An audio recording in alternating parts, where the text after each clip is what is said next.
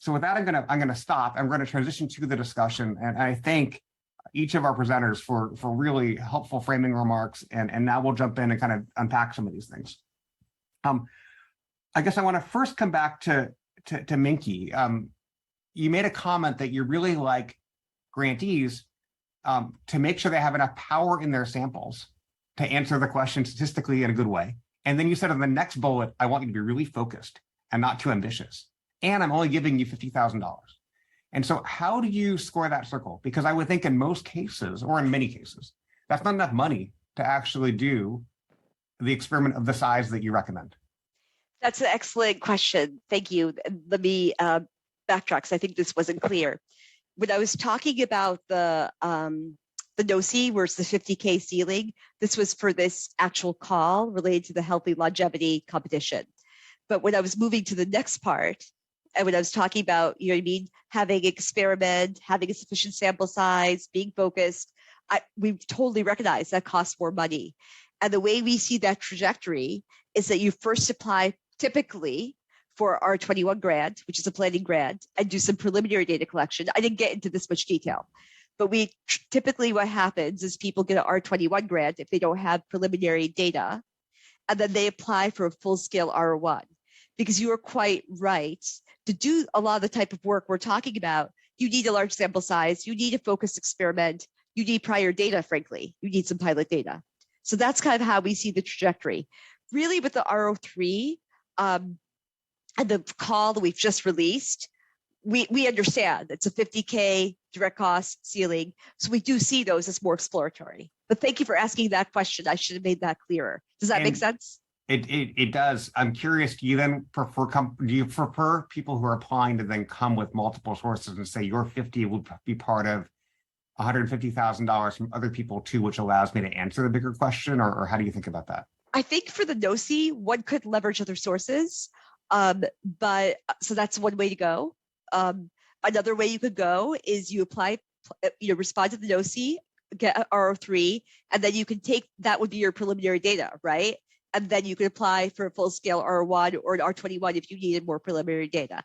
But you're completely right. With the R03, you could not do a full-scale, intervention study, really testing your intervention in a rigorous way that you'd want to do. Is that clear? Super helpful. I think people really appreciate that distinction that you just made. And please contact us. We're really interested to hear your ideas. Yeah, thanks. You're the most helpful people giving away money I've seen. Just expanding your email. Which is awesome. Thank you. Super cool. I want to go to Mark. You worked at Johnson & Johnson, which is both a giant competitor, back to Ian's know your, I guess, friend or foe. You do a bunch of your own development as a firm of R&D and of products. You acquire many things and you invest as an equity partner in a lot of things. I'm curious, what advice would you offer people who have ideas at various stages about engaging with a strategic partner and the pros and cons of taking money and partnership from somebody who may also acquire you? Yeah, but I think there's lots of different sort of elements to that. I think part of it, Bobby, is to do with make sure you find a like-minded partner and that they want to develop that asset or that technology in the same kind of way. Because if they don't, you're likely to sort of reach disagreement quite quickly, and that's not what anybody wants. The other part is, again, back to what you were talking about, know your market, know what you're trying to aim for. So a lot of projects I get involved in don't necessarily have a clear commercial or strong business case, say. It may not have the most positive NPV in the world, but we still think it's worth doing. It can have a big impact in terms of society. There's a big unmet medical need there. So we will look to risk and cost share with either governments or other companies to try and progress those key technologies without necessarily looking for the biggest return on those products. We have a whole area of the business we look at global public health. Other areas are somewhat different. If it's an oncology product or it's one which is much more commercially focused, there'll be different approaches to that. But again, we span a whole spectrum of those different types of technologies. And even where it's something which could have a good outlook, but is particularly risky or with very little data to date, and we know it might cost a lot of money to progress it, again, we will look to risk and cost share. And I think that's in everybody's interest. So because a lot of these drugs might take 500 million or even $1 billion to get to market. If there's an 80-90% chance of failure, even a big company will look to risk and cost share. One of the hard parts that many scientific entrepreneurs have is trying to figure out actually what is the NPV on an idea they have, because you could develop it in a variety of therapeutic areas. How do you at what point, or how can you be helpful to them in that exploration? I guess part of it is to try and understand the exact, I think it was mentioned a little while ago, what's the exact market that you're going to be chasing? Quite often people come in and think that their product can address all the ills of mankind or have multiple applications. But in reality, you're going to have to go through a focused clinical development pathway. And with that, you'll have particular clinical endpoints that you're going to be meeting. And that in turn is going to determine how your product is prescribed, how it's used, and ultimately the types of return that you're likely to get. So working through some of those assumptions, some of those scenarios with technologies that are coming in, that's, I think, a key part of what we can help sort of smaller companies with, which to have a certain degree of reality around that, because then that also helps to shape what your clinical program will look like, how you have to scale that clinical program, the endpoints you're going to use, the number of subjects, some of the things that Minky was talking about that earlier. You need to see that as a continuum and a whole package, and be quite focused about, I think this technology is going to do X, Y, or Z, and it's not going to do everything. Thank you. One of the other things that I would encourage entrepreneurs to at least factor is when a strategic's an investor in your business, there'll be a presumption by other acquirers that that company knows things that others don't know. And so it could make it harder to sell the business if that person doesn't want to buy it. Because there'll be a question of, well, why did they pass? And why am I so lucky that I can now buy this asset?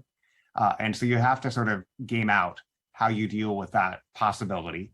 The other challenge is that the strategic might offer you a lower price, and then you'll feel pressure to sell it to them. And so those are factors that you need to think about as you commercialize a business if you're in the kind of high NPV type category that Mark referred to.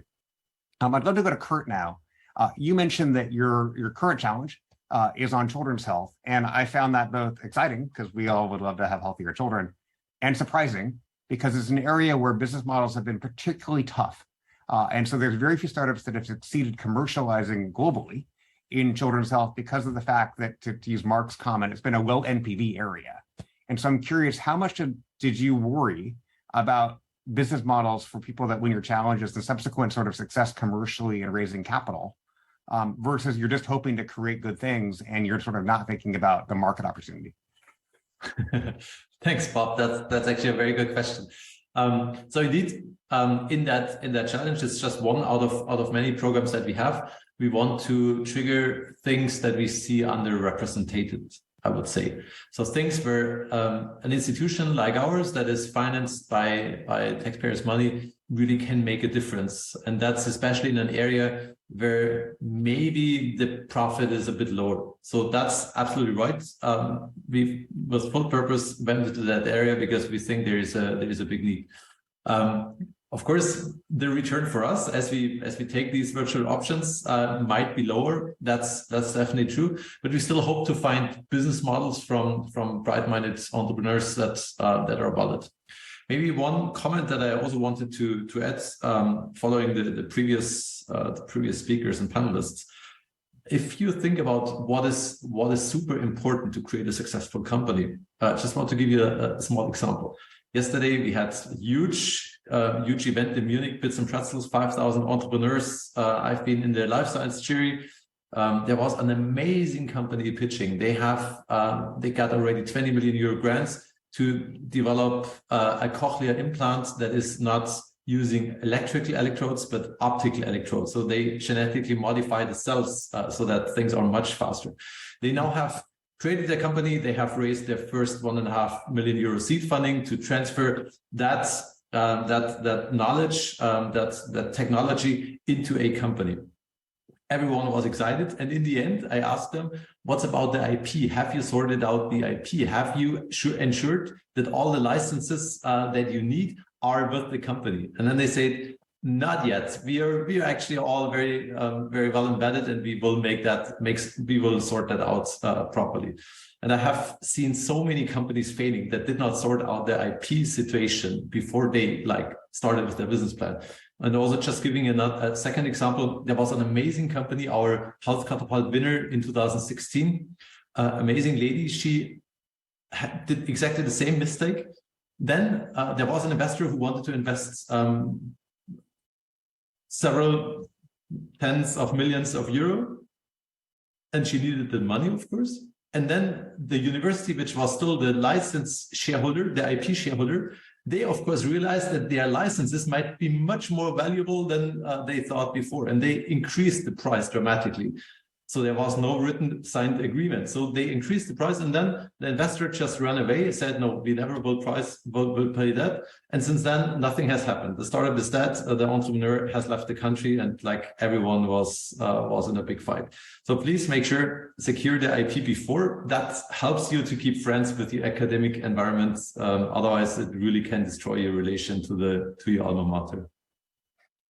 Amen. And I would just say to folks, IP is a really thorny thing for obviously biotech companies, medical device companies, where once people can read the paper, they could emulate it. And so securing it, that comes back to Mark's comment about data rights. If you're trying to commercialize something, publishing a paper with all the information is not great before you get the IP secured. If you're building a software business, actually, IP is much less important, because while you can patent exactly your form of software, there's a million ways you can design software that sort of emulates any idea. And so in those businesses, it's less IP and more commercial strategy and go-to-market efficiency that defines success than IP. But in all cases, knowing if IP has to be secured and if you have it is essential. You'll also discover that if you're successful, you'll be sued over your IP later in almost all cases. And so the more thinking you do early on, the better, because anything that's valuable ends up getting sort of challenged, I would say, in an IP ring has been my experience. I want to go back to Ian. You talked a bit about sort of the trade-offs of growing fast versus growing slow, and you talked about the good old days when people had too much money. I guess speak a little bit now about your perspective of the current capital environment for entrepreneurs, and therefore how plans might need to be adapted in reflection of the fact that capital's gotten a lot more expensive and harder to get. Yeah, great question. I think we actually just held a workshop internally on this, kind of talking about those navigations. I think at the core of it, it's the companies, you need to understand, this kind of goes back to what I was mentioning, you need to understand what are the things you need to achieve to reach that next value inflection point, and really have an understanding of how to prioritize those. I think a lot of budgets, a lot of Ian, can I interrupt you for a second? Yep. How do you know what is a value inflection point? Yes, great sub question. Value inflection point, I think I would kind of put it along two axes. There's going to be kind of the internal components to it and external components. In that external bucket, I'd say talking to VCs, talking to the people you want to raise capital from in those next stages. What do they want to see to have them be interested in where you are going, particularly kind of your ending phase of what you're trying to achieve. Internally as a company, I would put that a lot on, depending on, I think it's very industry specific, but in various industries, if you're hitting key metrics, is there certain metrics you are trying to achieve in your technology? That can be a very good indicator of, hey, if we can reach this point, we can show this type of performance. If we can do this, that is equivalent to other technologies, but we are better along these other metrics, these other S curves of performance, then this will drive excitement. This is equivalent to what's on the market, but we've done it better, faster, cheaper, and this will drive excitement. So I think there's a kind of an internal reflection on what you need to achieve from analogs, what's been out there, and what's this kind of status quo. But externally, you talk to people, go talk to VCs, so talk to the people you're trying to raise capital from, go talk to the physicians who would ideally potentially use this product and understand what are the things that are valuable and map out that journey there. Yeah, I think about, I guess, value inflection in two ways. One is sort of technical risk that's in a business, and then the other is commercial risk. And most of the time, you're working on technical risk first and then commercial risk later in a business. And if you think about technical risk, there's, basic questions like, does the science work? And then there's questions like, can I make it? Can I scale it? And then the commercial side is, will people pay me and what's it cost me to get them? And then how long do they keep paying? But I want to turn to Mark. Mark, you have a hand up. Yeah, it was just to comment, Bobby, on that point about the value inflection point. And I think I see it similar to you, Bob. There's typically two components to it. One is, does it address a specific question, which is fundamental to how the technology works? And the other is, does it unlock potential future funding going forwards? And I think it's important to keep both those things very clearly in mind, because there's lots of other nice to haves that you could have along the way as you're developing the company, but you need to keep laser focused on those two key elements, because if you fail to achieve those, you're not going to get to the next stage. Thank you. Yep. In our closing section, I guess I'd love to have each of you kind of in a lightning round fashion share with us the sort of new idea you've been most proud of supporting in your career so far. So I'll start with Minky, because you see many things really early. Well, this is kind of more of a personal thing. I'm really proud that this is a job I had about 10 years ago. I really pushed for USAID to do more experimental evaluation, randomized controlled trials, which, believe it or not, in the international development world back then, people really veered away from that. So I guess in my closing remark, I'm a really strong believer in rigorous research, rigorous studies to test whether things work or they don't work, rather than doing weaker.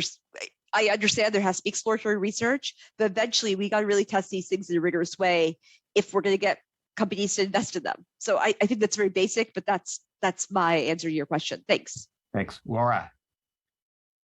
Sure, thank you. So mine's less of an idea and more of a program. We fund this program called the Resource Centers for Minority Aging Research, which is a training vehicle for early career investigators from underrepresented backgrounds to join like the aging research workforce. And I think it's one of the most important things we do. I'm very passionate about training and career development, particularly for those who may not have access to it given their backgrounds. Thank you. And Mark? I guess mine is, I've been involved in a lot of vaccine studies over the years, whether it be for Ebola, HIV, influenza, lots of different diseases.